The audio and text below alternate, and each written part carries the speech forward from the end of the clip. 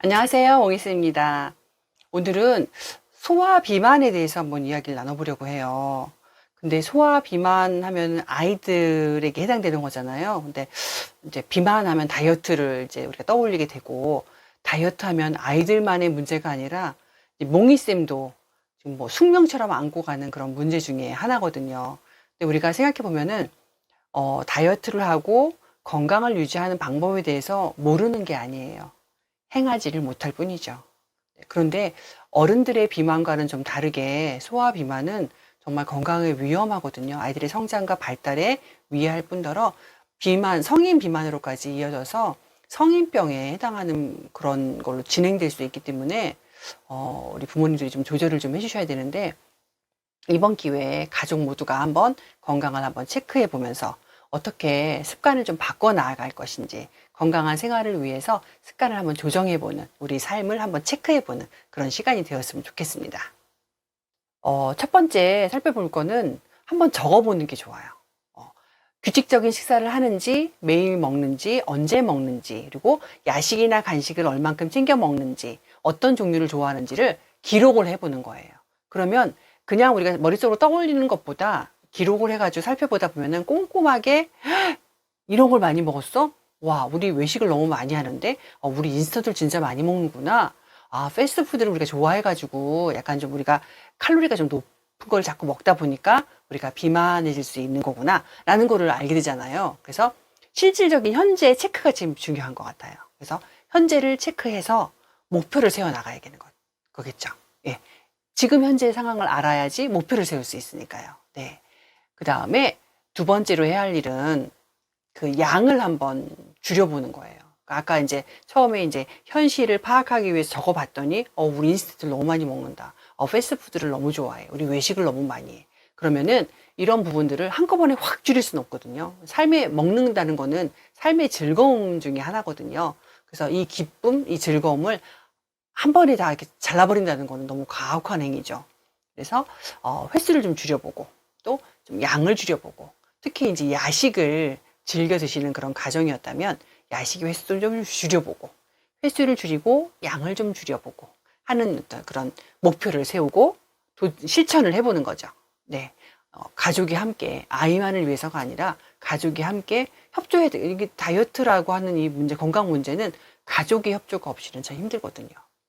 그다음 세 번째는 이제 위에 말씀드렸던 인스턴트라든지 또 패스트푸드, 그리고 당류가 높은 어떤 고당류의 어떤 음료라든지 뭐 아이스크림 종류 있잖아요. 뭐 이런 간식들 있잖아요. 그러니까 이런 거를 대체할 수 있는 음식. 사실은 더 신선한 이걸 먹어야 되는 건데 이거를 밀어두고 우리가, 그러니까 이런 것들을 좋아하는 사람이라면은 건강한 과치류를 좀 멀리하는 가족, 아이일 경우가 많아요. 그래서 건강한 자연의 식품을 식단 안으로 들여오는 거죠. 그래서 조금씩 늘려주는 거예요. 그러니까 패스트푸드나 우리 건강을 해야 할 수 있는 그런 고칼로리의 음식은 조금 줄여주고, 우리의 건강을 지켜줄 신선한 과일, 야채 종류는 이렇게 올리고, 네, 내리고 올리고를 동시에 균형하게 하면서 그 비율을 점차 여긴 줄이고 이쪽은 좀 더 올리고, 이런 상황으로 되어야 되겠죠. 네. 그렇게 해보면 좋고요. 그 다음에 식단 관리하고 또 합해서 병행해서 해야 되는 것 중에 하나가 운동이죠. 몽이쌤도 운동 진짜 싫어하거든요. 움직이는 거 싫어하는데 저는 유일하게 이제 즐겁게 하는 게 산책이거든요. 근데 사실은 산책도 운동이라고 하기는 조금 그래요. 그러니까 좀 빠릿하게 걸음을 걸어야지 이게 운동에 속하는데, 조용히 생각을 하면서 정리를 하면서 이렇게 걷는 거는 그렇게 운동에 포함하기가 참 애매하잖아요. 근데 그렇게 걷는 것만 조금 좋아하고 산책만 좋아하고 나머지 운동, 격한 운동 이런 것들을 좋아하지 않기 때문에 항상 다이어트를 해야 되는데, 운동을 해야 되는데 생각만 하고 못하는 이유 중에 하나가 이제 그런 것 같아요. 그런데 아이들과 함께 하는 것이라면, 특히 아이의 건강을 위해서 운동을 필수적으로 수반해야 하는 것이라고 한다면 우리 부모님들이 협조하셔야겠죠. 그래서 아이가 함께 즐겁게 할 수 있는 난이도를 조금씩 처음엔 낮춰서 조금 더 올려가면서 할 수 있는 그런 놀이처럼 할 수 있는 그런 운동을 생각해 내셔야 되거든요. 그런 것들이 어떤 게 있을까요? 부모님과 함께 처음에 산책도 하면서 막 즐거운 얘기, 하루에 있었던 이야기들을 같이 하면서 이렇게 화기애애한 분위기를 만든다면 그 시간을 아이가 잘 하겠죠. 그리고 뭐 공을 이용한 놀이를 한다든지 하면 좋은데 뭐 너무 뜨거운 여름철이라든지 그리고 너무 추운 겨울철이라든지 이럴 때는 실내에서 할 수 있는 그런 운동, 게임처럼 할 수 있는 그런 운동을 좀 하시면 좋겠죠. 스트레칭도 굉장히 좋고요. 그러니까 아이 혼자 하라고 하면 아이는 너무 힘들어요. 그러니까 부모님이 함께 해주시면서 파트너도 돼주시고 이 기회를 통해서 우리 부모님의 건강 관리도 함께 하시고 그렇게 하시면 좋을 것 같아요. 그리고 또 다음에 뭐가 있을까요? 체중계를 좀 눈앞에 두세요. 눈에 보이는 곳에 두어서 정해진 시간, 그러니까 아침 일찍 일어나서 체중을 재거나 아니면 잠자기 전에 체중을 재거나 그러니까 매일 정해진 시간에 하루에 한 번씩 체중계로 몸의 체중을 재보는 거예요. 재보고 거기 적어주는 거예요. 그러면 이렇게 줄어드는 모양이 보이잖아요. 그러면 아이는 세운 그 목표를 향해서 조금 더 이제 여기까지 가면 요만큼 노력했는데 요만큼 됐네. 나 그럼 좀 더 하면 이렇게 되겠네. 라는 생각을 가지고 좀 더 꾸준히 할 수 있는 어떤 그런 동기부여가 되거든요. 그래서 체중계를 눈앞에 두고 체중계 가까운 곳에 이렇게 체중을 적는 그 리스트를 붙여주시는 거예요. 그래서 아이가 스스로 보면서 나이가 어린 연령이라면은 부모님이 설명해 주시면 아이가 볼 수 있게 되잖아요. 그래서 그렇게 좀 할 수 있으면 좋을 것 같아요. 그래서 아이가 스스로 한 것에 대해서 뿌듯한 만족감, 성취감을 좀 가지면서 느끼면서 이것을 준행해 나갈 수 있도록 좀 도움을 주시면 좋을 것 같아요. 그리고 이건 부모님들도 조심해야 되는 것 중에 하나거든요.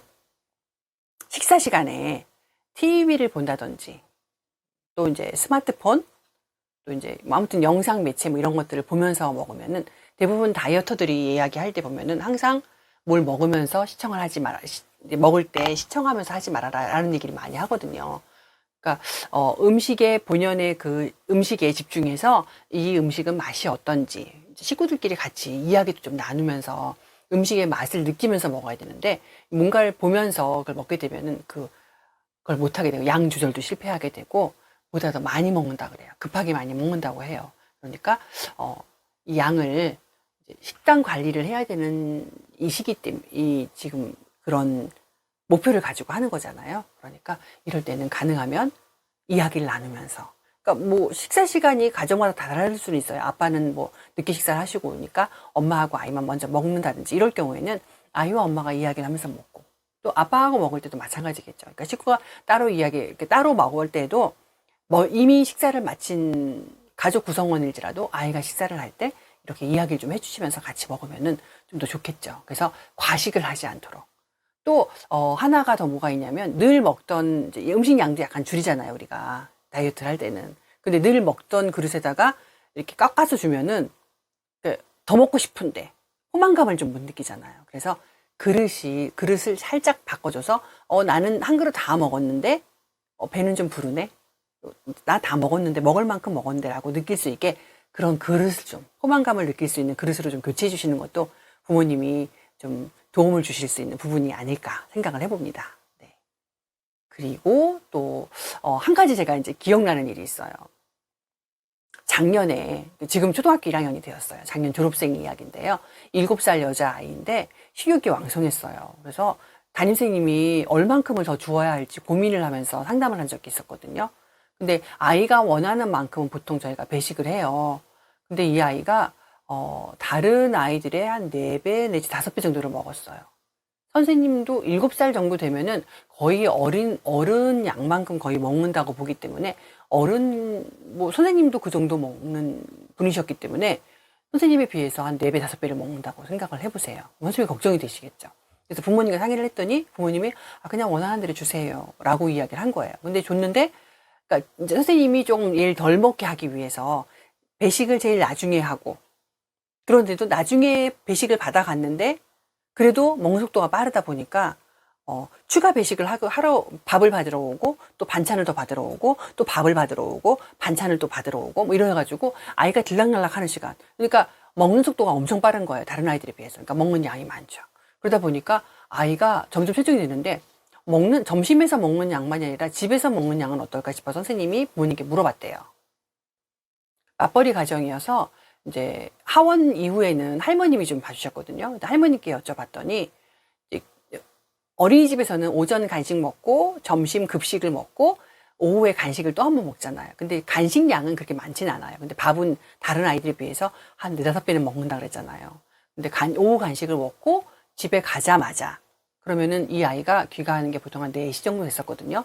그러면 귀가하자마자 배고프다 그런대요. 그러면 할머니가 라면 하나를 다 끓여준대요. 라면을 하나를 끓여주신대요. 라면을 다 먹고 나서 디저트로 뭐 이제 음료수라든지 아이스크림이라든지 이런 걸 먹는데요. 그리고 나서 이제 엄마가 퇴근하고 오면 집에 가서 저녁밥을 또 먹는 거예요.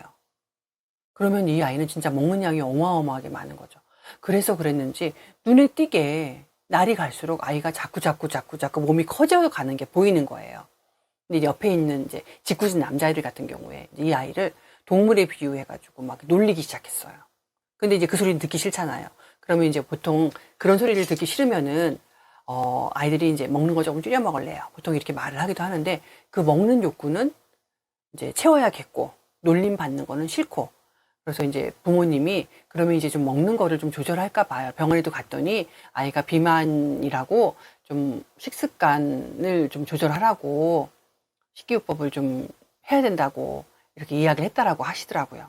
그래서 그러면 이제 아이가 추가 배식을 받으러 오는 이런 것들을 좀 양을 좀 줄이고 이제 빈도수를 좀 줄이고 하겠다 이제 얘기를 했고 이제 이후에 일단 여기서 오후 간식까지 먹고 가기 때문에 오후 간식을 할머니가 주시는 그 간식은 주지 않으셨으면 좋겠다.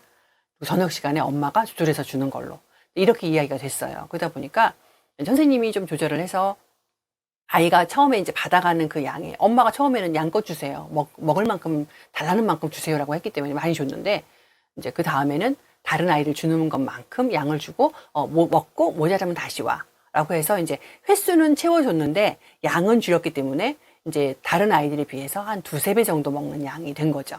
그래서 양을 조금 줄여나갔어요. 그리고 이제 집에 가서 먹는 2차 오후 간식은 이제 안 먹게 되고 이러다 보니까 아이가 조금 그리고 이제 그 사이에 또 키도 좀 크고 이러니까 조금 조절이 되더라고요. 이제 그리고 조력을 했거든요. 그러니까 그 이후에 어떻게 됐는지 사실 잘 모르겠어요.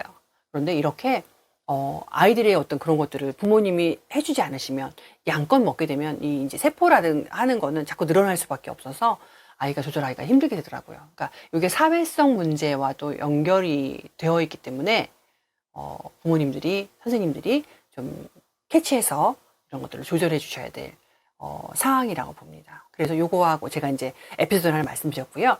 아까 이제 체중을 적는 거 이런 걸 썼잖아요. 네, 그거와 맞물려서 오늘 무엇을 먹었는지 식단 일기도 한번 써보고요. 그리고 이제 운동 일기, 오늘은 어떤 운동을 몇 시에 했고 누구랑 했고 이런 것들을 아이가 한번 쓰면 여러 가지 도움이 될 것 같아요. 그러니까 아이가 나이가 조금 어리다면 그걸 이제 그림으로 그리고 수치로 쓴다면은 옆에서 부모님이 좀 도와주실 수 있으시잖아요. 그래서 체중을 적고 이러는 것처럼 이렇게 일련의 어떤 그런 일기 이런 것들 기록들을 좀 남겨놓으시면 나중에 또 보면은 이게 내가 이렇게 뭔가를 시도해서 이렇게 성공을 했구나라는 보람도 좀 느껴질 수 있을 것 같아요. 그래서 우리 부모님들이 소아 비만에 대해서 해당이 되시는 분들은 이런 부분에 염려를 좀 하시고 고민을 좀 해보셨으면 좋겠어요. 그런데 참 반대로 저체중이어서 걱정하시는 부분들도 계시잖아요. 우리 아이는 너무 안 먹어서 걱정인데 뭐 이런 분들도 계시거든요.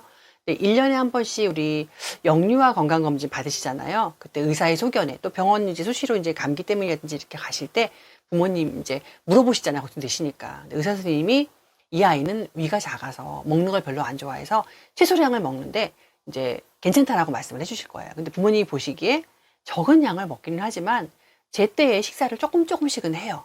그래서 크게 걱정하지 않으셔도 괜찮아요. 근데 원래 마른 체형이고 먹는 양이 작은 아이들도 있거든요. 그래서 우리 부모님들이 우리 아이에 대해서 잘 이해하시고 파악하셔서 건강을 위해서 식이적절하게 도움을 주실 수 있는 상황이면 좋겠습니다. 감사합니다. 오늘의 몽이쌤이었습니다.